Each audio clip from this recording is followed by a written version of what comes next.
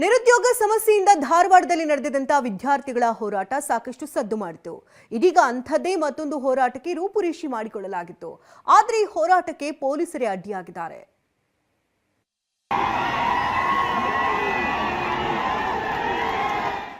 September 25, 2025 ಧಾರವಾಡದಲ್ಲಿ ದೊಡ್ಡದೊಂದು ಪ್ರತಿಭಟನೆ ನಡೆದಿತ್ತು. ಖಾಲಿ ಇರುವ ಹುದ್ದೆಗಳಿಗೆ ಮಾತ್ರ ಭರ್ತಿ ಭಾಗ್ಯ ಸಿಗ್ತಾ ಇಲ್ಲ. ಸ್ಪರ್ಧಾತ್ಮಕ ಪರೀಕ್ಷೆಗೆ ತಯಾರಿ ನಡೆಸ್ತಾ ಇರುವ ಆಕಾಂಕ್ಷಿಗಳು ಸಿಡಿದೆದ್ದಿದ್ದಾರೆ. ಖಾಲಿ ಇರುವ ಹುದ್ದೆಗಳ ಭರ್ತಿಗೆ ಪಟ್ಟು ಹಿಡಿದು ಬೀದಿಗಿಳಿದು ಹೋರಾಡಿದ್ದಾರೆ.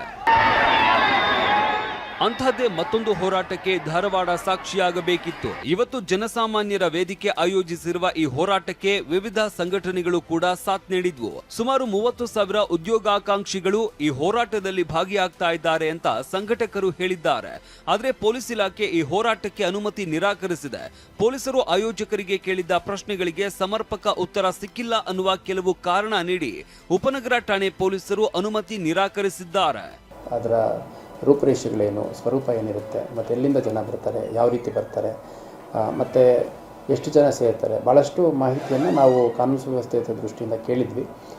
ಅದಕ್ಕೆ ರಿಪ್ಲೈ ಕೊಟ್ಟಿದ್ದಾರೆ. ಆದರೆ ತುಂಬ ಇನ್ಸಫಿಷಿಯೆಂಟ್ ರಿಪ್ಲೈ ಕೊಟ್ಟಿರೋದ್ರ ಹಿನ್ನೆಲೆಯಲ್ಲಿ ಸ್ಥಳೀಯ ಅಧಿಕಾರಿಗಳೇನಿದ್ದಾರೆ ಅಲ್ಲಿನ ವಾಸ್ತವವನ್ನು ಪರಿಶೀಲನೆ ಮಾಡಿ ಅವರ ಅರ್ಜಿಗೆ ಅನುಮತಿಯನ್ನು ನಿರಾಕರಿಸಿದ್ದಾರೆ.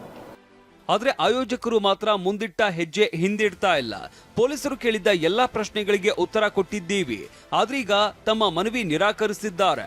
ಇದು ಪ್ರಜಾಪ್ರಭುತ್ವದಲ್ಲಿ ನಡೆದಿರುವ ಘೋರ ದುರಂತ ಅಂತ ಜನಸಾಮಾನ್ಯರ ವೇದಿಕೆ ಸಂಚಾಲಕ ಯಲ್ಲಪ್ಪ ಹೆಗಡೆ ಆಕ್ರೋಶ ವ್ಯಕ್ತಪಡಿಸಿದ್ದಾರೆ. ಇವತ್ತು ನಡೆಸೋದಕ್ಕೆ ನಿರ್ಧರಿಸಿರುವ ಹೋರಾಟವನ್ನ ನಾವು ಕೈ ಬಿಡೋದಿಲ್ಲ ಅಂತ ಪೊಲೀಸರಿಗೆ ಸವಾಲು ಹಾಕಿದ್ದಾರೆ. ಇದನ್ನ ನಾವು ಇಲ್ಲಿಗೆ ಬಿಡೋದಿಲ್ಲ, ಇದನ್ನ ರಾಜ್ಯವ್ಯಾಪ್ತಿ ಈ ವಿಚಾರಗಳನ್ನ ನಾವೆಲ್ಲ ಯುವ ಜನರ ಮಧ್ಯೆ ಕೊಂಡೊಯ್ತೀವಿ. ನಾಳೆ ಏನು ನಡಿಬೇಕಾಗಿರ್ತಕ್ಕಂಥ ಪ್ರತಿಭಟನೆ ಇದೆ, ಅದು ನಡೆಯುತ್ತೆ. ಡಿಸೆಂಬರ್ 8ರಿಂದ ಬೆಳಗಾವಿಯಲ್ಲಿ ಚಳಿಗಾಲದ ಅಧಿವೇಶನ ಆರಂಭವಾಗಲಿದೆ. ಈ ವೇಳೆ ಆಡಳಿತ ಹಾಗೂ ವಿರೋಧ ಪಕ್ಷಗಳನ್ನ ಎಚ್ಚರಿಸುವುದಕ್ಕೆ ಈ ಹೋರಾಟವನ್ನ ಆಯೋಜಿಸಲಾಗಿದೆ. ಇವತ್ತು ನಡೆಯಲಿರುವ ಹೋರಾಟ ಯಾವ ದಿಕ್ಕಿಗೆ ಸಾಗುತ್ತೋ ನೋಡಬೇಕಿದೆ. ನರಸಿಂಹಮೂರ್ತಿ ಪ್ಯಾಟಿ, TV9 ಧಾರವಾಡ.